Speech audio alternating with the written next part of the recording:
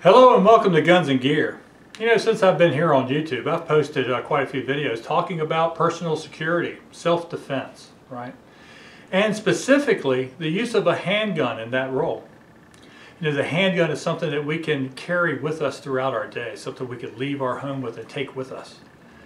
And as a result of that, I've talked about concealed carry, open carry, the size of handguns, the capacity, and many different subject matters. Now, as a result of that, I've had folks ask me questions. Maybe they'll ask me a question about a particular firearm they saw in one of my videos, or maybe it's another type of firearm, and sometimes they want to ask me which gun's better, this one or that one, and which one's more reliable. And it's that reliability that I want to talk about in this video. But before I get started with that, I want to talk to you guys about the importance of getting that good quality instruction and that follow-up training to build knowledge and skill set. To me, that's paramount. We all are going to avoid a situation if we can. We're going to de-escalate a situation if we can. If there's a way that we can manipulate a series of events that it doesn't turn deadly, we're going to do that. But we all know that in a blink of an eye, a split second, a deadly encounter can be thrust upon us. And I feel that me having a firearm and the competence to use that firearm properly in a defensive situation gives me advantage. It provides me options that somebody without a firearm just cannot have.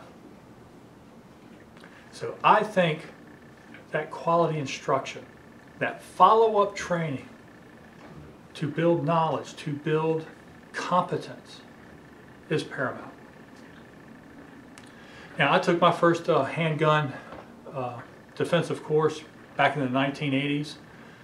Gun sight, Lieutenant Colonel Jeff Cooper, outstanding man, and many consider him an icon in the gun world, or at least I do.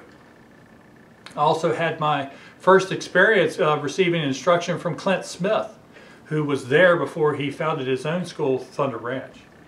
And he is another highly acclaimed, highly credited instructor.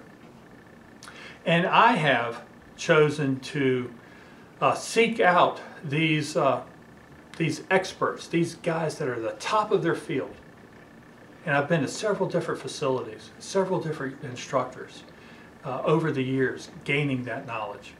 To me, it was advantageous. See, I get to see different methodology, different preferences, different skill levels of these instructors. And I've been able to take a little bit from over here and a little bit from over there and put it together to build what I think is a good self-defense skill. Now, I know guys that have gone to a particular facility, they had a good experience there, had a lot of confidence in their instructor, and they've returned time and time again, getting more and more training. And there's absolutely nothing wrong with that. I just chose a different method. Now, I will say that over the years, I've been the student and I've been the instructor.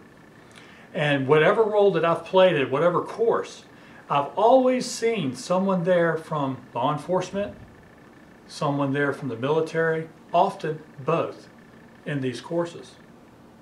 Now, these are the professionals, right? These are in many cases very highly trained individuals, but yet they see the value in seeking out further instruction to build more skill, maybe to hone skill. And if these professionals see that kind of value and they go to these courses, then so should you and I. Okay, another thing about military, and I think in law enforcement, I think it's a very good point. Sometimes these folks, some of these folks come in there and they bring some baggage with them. They bring some experience. They bring some bias. And that's because they've had extensive training and extensive experience maybe with a certain type of firearm. I'll give you an example. I have a good buddy of mine who is a police officer, and he carries a Glock 17. Glocks have an outstanding reputation for reliability and effectiveness. And if you talk to him about what's a good self-defense firearm, he's going to tell you about that Glock 17 or something in that family of firearms, the Glock 19, the Glock 26, because he's supremely confident in those firearms. Conversely, one of my good friends is a career Navy SEAL. Yes, that is possible to know a Navy SEAL. If you live here in Norfolk, it just might be your neighbor. At any rate, I've known him for about 20 years, and you know, he has a lot of extensive training. He has a lot of experience, not only in the training field, but in doing. And if you asked him about a good defensive firearm, he's going to start talking to you about the SIG P226. And if you start telling him that a double action, single action mode of operation firearm is not a good choice, it's inferior to other types of firearms like striker fired guns, fasten your seatbelt. He's going to take you for a ride, because there's few people in the world that have that type of extensive training and experience actually doing than folks like my good buddy. So that's two really good quality guns, and you know what? That's what we need to do when we want to consider a firearm for defense. We want to look at these guns that have good track records, right? They have reputations for dependability, reliability, and all these things. And SIG is a good choice, and so is Glock, and so is M&P, and so is Springfield. There's a lot of guns out there that could be considered.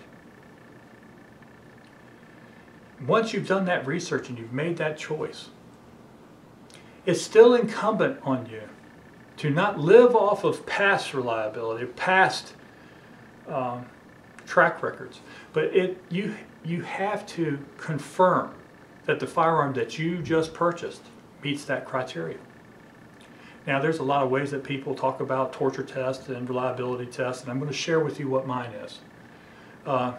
You know, when I first get a gun, I'm going to shoot a couple hundred rounds through it, you know, to make sure that everything works the way it should, and that there's no inferior parts or some type of production errors that were involved in that firearm. You know, some manufacturers actually suggest a break-in period. You can call it that if you want to. I just like to shoot the gun a little bit before I start what I use as a reliability test, and that involves 340 rounds fired in one session.